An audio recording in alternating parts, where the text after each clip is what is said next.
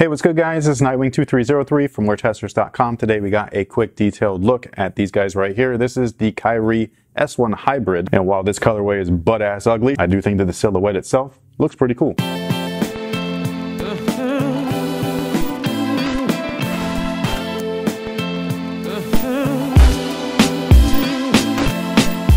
Now, like I said earlier, I'm not a fan of this colorway, but this is the only colorway that was actually available for me. So this is what I ended up grabbing. I think that the overseas exclusive, it's like black, white, and teal, I think those are beautiful. I also like the Duke colorway as well, but I don't know when those are coming out, and so I just grabbed these. These to me look like an old school ACG hiking boot from Nike. But about the shoe, in my opinion, the S1 HYBRID takes everything that was good about each individual Kyrie model from 1 to 3, and they put them all into one sneaker. For the Kyrie 1, we have the outsole and the midsole tooling. That includes the Phylon as well as the 4-foot rectangle zoom unit, and then obviously that herringbone traction. You can also see that they incorporated the heel counter from the Kyrie 1 there as well. This is wrapped in some kind of like weird denim look. This colorway is super weird to me, dude, but it is what it is. And something that's actually funny is that I wanted to kind of like reflect back on what I actually said in the Kyrie 1's performance review based off of what I actually remember feeling while playing in them. So I went back and watched that review, and everything that I said in that review is exactly the way that I say things still to this day, sponsor or no sponsor. So I think it's funny that when you guys see a logo from a different brand or a company like a retailer, some people actually have the nerve to say you sold out, even though I say the same exact.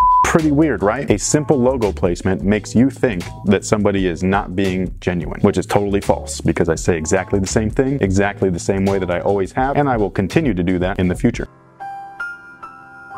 Moving on, the upper actually incorporates the uppers that I preferred on each model. So the 4-foot of the Kyrie 3 I thought was awesome, mostly because the 4-foot of the Kyrie 2 was awful. It was all plastic and had mesh glued on top of it, which I thought was ridiculous. But then the Kyrie 3 had this really nice, flexible, stretchy band right here, which allowed for a lot of mobility right here up front, had a little bit of fuse for some protection of the softer materials behind it. And then it had this really tight mesh right here for some flexibility and airflow. So again, everything from here up right here is all from the Kyrie 3, and it's my favorite part of the Kyrie 3, which I thought was awesome. And then the back section right here is from the Kyrie 2, and again, the Kyrie 2's 4-foot I just thought that was a waste. But then the rear section of the Kyrie 2 I thought was awesome. You had this really cool strap. It actually worked. It went around, locked the top of your foot down, and then wrapped around to the side of your ankle right here, which I think is dope. And then that rear section of material was a lot softer. It was like this weird kind of like pillowy mesh, which is actually not on here. It's actually a canvas, and then they stiffened it up right here with this, whatever this like screen printed look is. It looks like fake patent leather. So I'm not a huge fan of that. Something that I do think is interesting is that they actually increased the price of these guys. This shoe right here was $130. It was also a quick strike, which means it's like limited or whatever. But everything that they put on this shoe was already made. All of the cutouts for the designs of the uppers already made. The tooling molds were already made, so it's not like they spent more than what they had to pay in materials and labor. So I just thought that it was kind of like a dick move to increase the retail price of the shoe, because there was no increase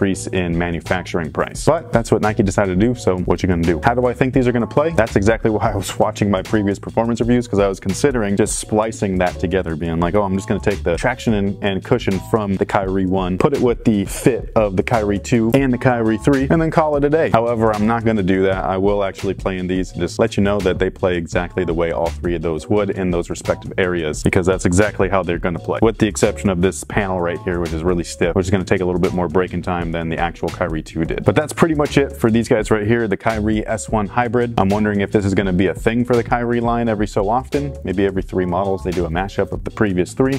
Who knows? As long as they turn out visually like this, where it's literally the best components performance-wise from those shoes, I'm not gonna have a problem with it. I just hope that they don't keep putting out weird colorways like this. This is ugly, dude. It's legitimately a basketball version of an ACG boot. It's crazy. But let me know what you guys think about these down below in the comment section. Did you grab a pair? If so, what did you think about them? Oh, I forgot to talk about the fit real quick. They fit just like the Kyrie 1, so they fit kind of snug. I went true to size in these and the Kyrie 1s, but if you've worn all 3 shoes, I actually wear the same size in all 3 of them. That's what I would go with. Whatever you've worn in the previous Kyrie 1, 2, or 3, that's what I would go with if you're looking to grab a pair of these. Thank you guys so much for watching. Thanks for all your support. Stay tuned for the performance review, and until next time, guys, have a good one.